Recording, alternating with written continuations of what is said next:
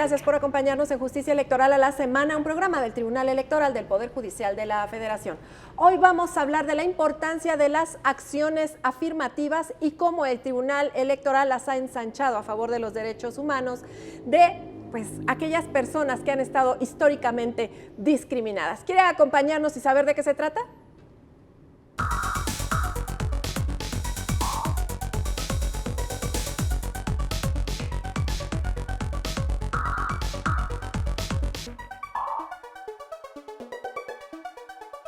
Y para hablar de este tema, este programa pues está hoy de lujo porque nos acompaña la magistrada Janine Otálora Malassi. Magistrada, ¿cómo está? Bienvenida. Muy bien, Lucy, qué gusto estar aquí el día de hoy con todos los televidentes y las televidentes en este programa. Es un gusto que nos acompañe sobre todo para hablar de este tema tan importante, las acciones afirmativas en materia de derechos políticos.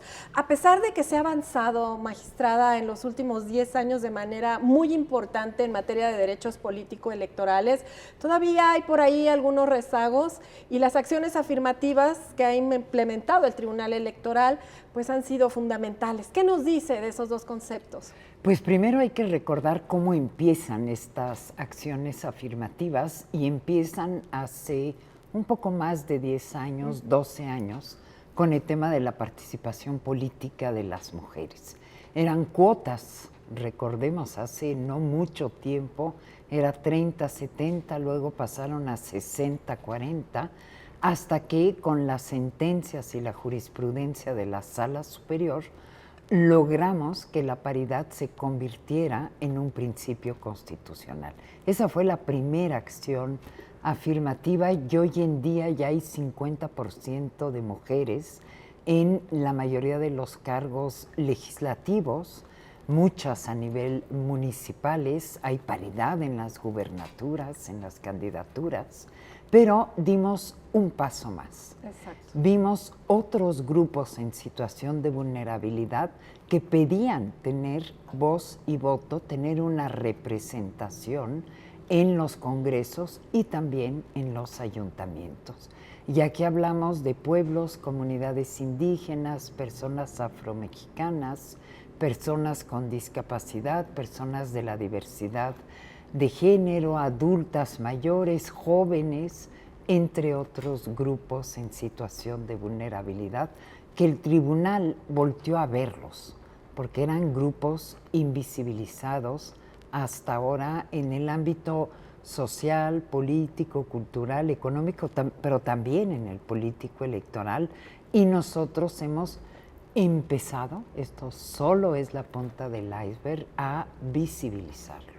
Bueno, esas personas que pedían derechos, esas personas que no se veían, fueron vistos, fueron oídos por el Tribunal Electoral del Poder Judicial de la Federación y hoy estamos en otro terreno completamente. En otro terreno por completo, la Cámara de Diputados tiene cerca de 70 curules, la actual, ocupadas por acciones afirmativas.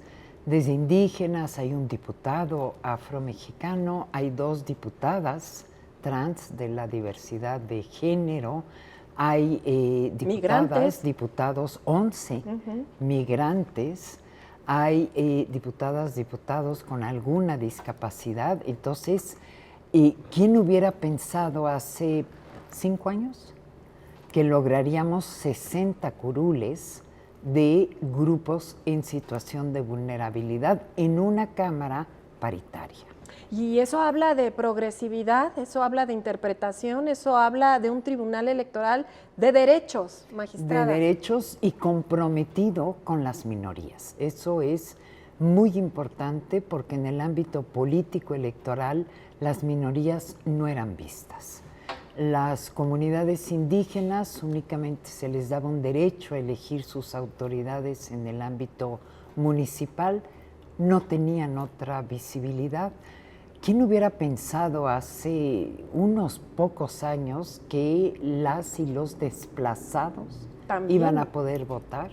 Las personas privadas de su libertad sin una sentencia ejecutoriada iban a poder votar en elecciones. Es un cambio enorme a pasos agigantados justamente en esta visión progresiva de los derechos político-electorales. Bueno, y también en un vistazo al mundo, lo que hacía el mundo, ¿no? Pues el derecho convencional, ¿no? Y hemos interpretado, México ha ido ratificando cada vez más tratados, convenciones, y ya nos rigen, ya nos obligan a la luz del artículo primero constitucional, y esto nos obliga a que toda la ciudadanía tiene derecho a tener voz y voto. Nadie vale más que otros, nadie vale menos que otras, que otros, y esa es la lógica con la que el Tribunal Electoral está resolviendo los asuntos de derechos político-electorales. Bueno, pues lo dicho, magistrada Janine Otalora, ¿qué me dice de la omisión legislativa? También ahí se tuvo que resolver un tema. Hemos tenido que resolver, hay una sentencia emblemática que fue un caso de omisión legislativa en el estado de Hidalgo, en materia de participación política de las personas con discapacidad. Nosotros dijimos sí hay una omisión legislativa y por ende el Congreso local del estado de Hidalgo tiene que legislar en la materia. Pero lo que fue muy noble de esa sentencia es que dijimos, si el Congreso no legisla antes del próximo proceso electoral, entonces el OPLE, que es el Instituto Electoral Local, está obligado en tomar acuerdos, lineamientos para garantizar la participación, el derecho de ser votadas de las personas con discapacidad. Entonces, cubrimos la omisión legislativa e hicimos obligatoria la acción afirmativa. Bueno, pues ahí están esos pasos importantísimos que ha dado el Tribunal Electoral y que le ha cambiado la vida literalmente a muchas personas, porque ahora tienen derechos. Totalmente. Bueno, siempre los tuvieron, pero no los ejercían. Pero no los ejercían porque eran invisibilizadas. Así es. Entonces aquí es donde uno dice, sí es cierto que las sentencias cambian vidas, definitivamente. Bueno, ¿y qué nos dice de esas acciones afirmativas a futuro? Bueno, sabemos que tienen un plazo de vida nada más, que cuando resuelven el problema ya no son necesarias, pero ¿qué va a suceder, sin tener una bola mágica, qué va a suceder en nuestro país con las acciones afirmativas? ¿Seguirá el Tribunal Electoral impulsándolas? El tribunal va a seguir impulsándolas. A pesar de los pesares. A pesar de los pesares, a pesar de los intentos de alguna manera de querer callar este compromiso del Tribunal Electoral por los derechos político-electorales de las minorías. Sabemos que las acciones afirmativas tienen un carácter temporal. Eso quisiéramos. Se dio en el caso de las mujeres. Fueron temporales porque llegó la paridad. Sinceramente, Lucy, yo creo que para todos los demás grupos esto no va a parar. O sea, vamos siempre a necesitar acciones afirmativas. ¿Por qué? Simplemente a nivel de cuál debería de ser la representación en la Cámara de Diputados de la ciudadanía indígena, debería de ser el 20% de las curules. Y estamos atrás. Estamos hablando de 100. ¿Y cuántas hay? 21. Claro.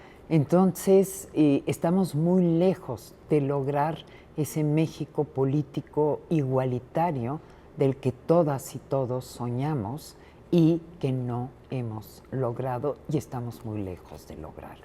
Bueno, lo que no se mide, pues no se puede evaluar y las asimetrías ahí están. Ahí están, totalmente tangibles, perceptibles para todas, para todos.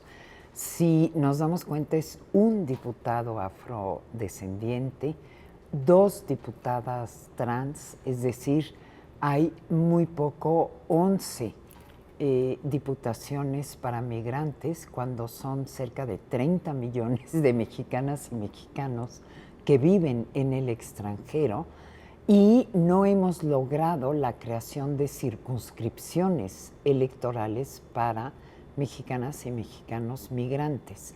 ¿Y por qué son importantes? Porque esto implica que son entonces las y los mexicanos del extranjero quienes los van a votar. Claro.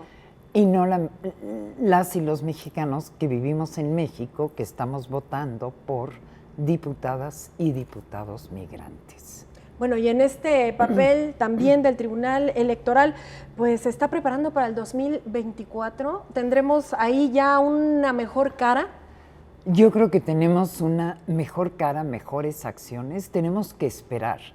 No prosperó la reforma electoral que estaba estableciendo 25 candidaturas de acciones afirmativas por partido político. Solo que había dos problemas en esta reforma. Si les obligábamos a 25, 21 ya eran para indígenas. Claro. Entonces quedaban 4 para todos los demás grupos en situación de vulnerabilidad. No remediaba nada. Nada. Y además lo bondadoso de las sentencias del tribunal es que hemos dicho que estas candidaturas tienen que estar en los 10 primeros lugares de representación proporcional. Entonces es una realidad. Realmente pueden aspirar a acceder al cargo. Y la iniciativa las ponía en los 20 primeros lugares. Quiere decir que todos los partidos chicos, que son muchos, no iban a poder acceder. Y el tribunal va a seguir resolviendo. Estamos esperando, el INE tiene que tomar acuerdos, lineamientos, para dictar justamente un piso, un mínimo de acciones afirmativas. Ya veremos si lo hace, si no lo hace, seguramente impugnarán porque el tribunal no puede actuar de oficio. Claro. Necesitamos demandas para poder pronunciarnos. Pero sí quiero resaltar que fueron las propias personas que se sintieron defendidas por el Tribunal Electoral, las propias personas que llegaron a esos puestos, esas curules, quienes alzaron la voz y quienes dijeron, el tribunal nos ayudó, el tribunal tiene que seguir protegiendo nuestros derechos y las acciones afirmativas. Así es, fueron totalmente las y los políticos emanados de estas acciones afirmativas, las mujeres, la sociedad civil, quien brincó en contra de una reforma que limitara las facultades del Tribunal Electoral en materia de acciones afirmativas. Entonces, esto quiere decir que caminamos de la mano, caminamos juntas, juntos, y eso es algo extraordinario por el bien de nuestra democracia, que es lo que importa al final del día. En efecto, magistrada Janine Otalora, ¿qué le parece si nos acompaña a una pausa? Vamos y venimos, en nada estamos de regreso para seguir hablando con la magistrada Janine Otalora Malassi, magistrada de la Sala Superior del Tribunal Electoral. Hay mucho que decir, el Tribunal Electoral va al exterior a invitar a las y los mexicanos a votar. De todo esto y de la Defensoría nos va a hablar la magistrada Janine Otalora. Acompáñanos, por favor.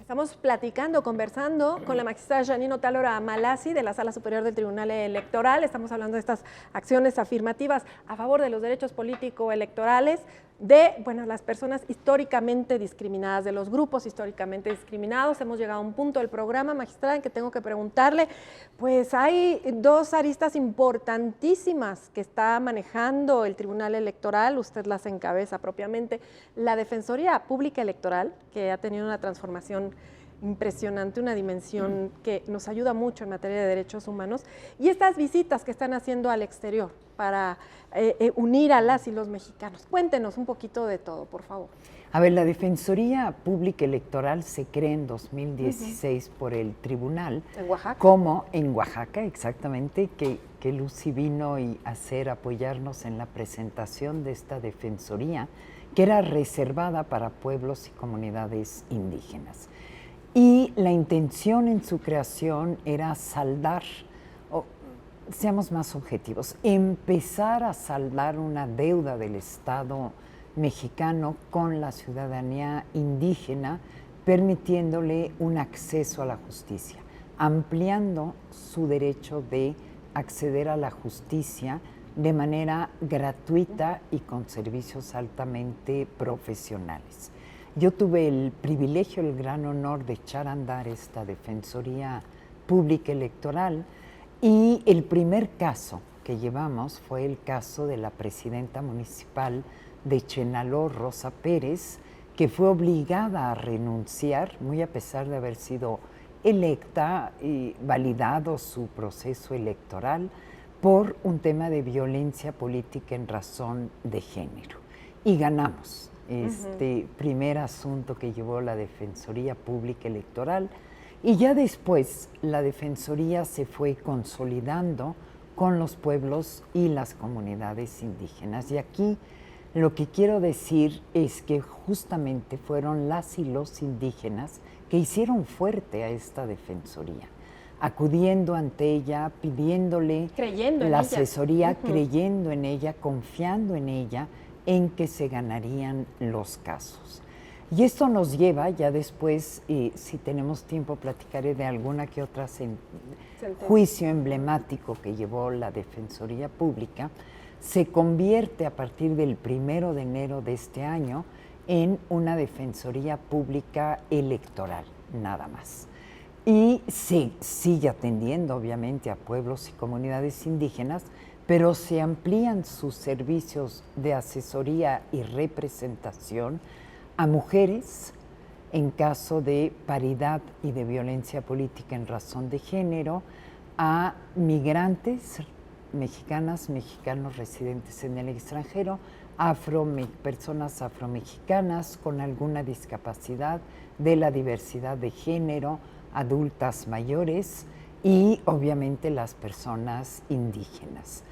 Y esta es una nueva aventura de esta Defensoría Pública Electoral. Que se convierte en la Defensoría Pública Electoral más grande. Para atender a todos estos grupos en situación de vulnerabilidad.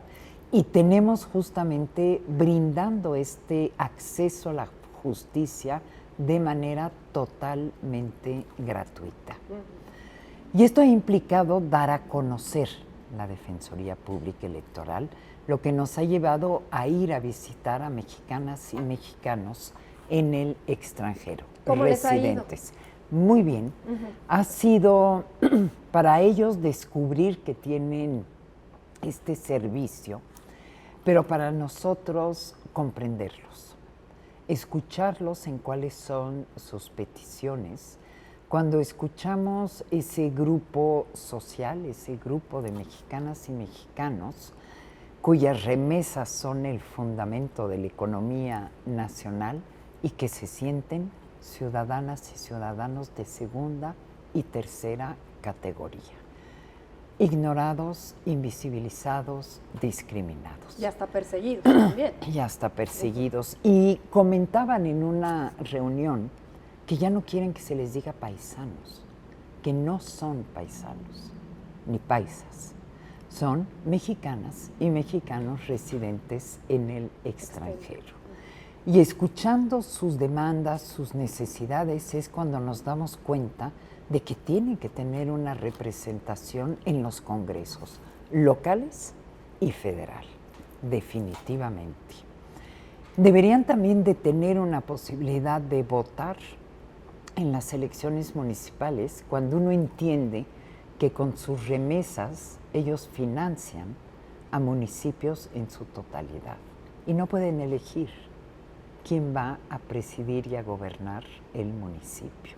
Entonces, estas visitas, como en su momento se hicieron a comunidades indígenas, es escuchando a la gente que uno aprende. Exactamente. Es la mayor riqueza que nos podemos dar entre nosotros, es dialogar y escucharnos. Claro, sobre todo. Hacer justicia electoral no desde el escritorio, de campo. Y el campo es precisamente allá, el exterior, donde están las y los mexicanos residentes. Exactamente. Es ir a escucharlos, a verlos, hacerles propuestas, escuchar a lo mejor lo que proponemos no es lo mejor para sus necesidades, como fue el caso con comunidades y sigue siendo el caso de comunidades indígenas, de ir a escuchar qué es lo que necesitan, como en su caso ha sido el tema de la violencia política en razón de género contra las mujeres, es escuchar a las mujeres.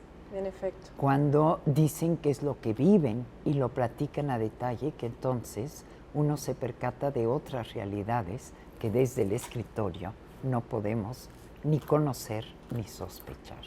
Escuchaba que en esas reuniones usted decía, magistrada, la justicia electoral no puede resolver todo, pero puede ayudar. ¿Nos quiere comentar qué nos quiere decir con eso? Sí, no podemos resolver problemas económicos, problemas sociales, definitivamente no, escapa a nuestro alcance.